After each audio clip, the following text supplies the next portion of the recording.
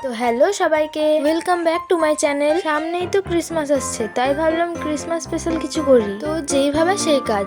কিছুদিন আগে এই লিপন আর্টের বোর্ডগুলো আমি অর্ডার দিয়েছিলাম। এই বোর্ডগুলো না থাকলে ওই কেক বেসের বোর্ডগুলো হলেও হবে, তবে ওই কেক বেসের বোর্ডগুলো সাইজ একটু ছোট হয়। বলাই তো হলো না কি বানাচ্ছি। তো আজ আমি বানাচ্ছি ক্রিসমাস স্পেশাল লিপন আর্ট। তো সেই জন্য আমি মোল্ডেড ক্লে ব্যবহার করেছি। ফার্স্টে ক্রিসমাসের জন্য ক্রিসমাস ট্রি আর স্যান্টা পেন্সিল দিয়ে বোর্ডের ওপর এঁকে নিয়েছি হালকা করে, আর মেরি ক্রিসমাসও লিখে দিয়েছি পেন্সিল দিয়ে। তারপর মোল্ডেড ক্লে হার্ডনার এবং রেজিনটাকে ভালোভাবে মিশিয়ে নিয়েছি। তারপর ক্লেটাকে সরু সরু তারের মতো করে পেন্সিলের দাগ বরাবর চিটিয়ে নিচ্ছি। এই কাজটা করার সময় আমার একটা ভুল হয়ে গেছিল, সেটা হলো আমি প্রয়োজনের তুলনায় বেশি ক্লে মিশিয়ে নিয়েছিলাম, যার ফলে আমি ক্লে দিয়ে যে সরু সরু তারের মতো গুলো বানিয়েছি ওগুলো একটু শক্ত হয়ে গেছিল।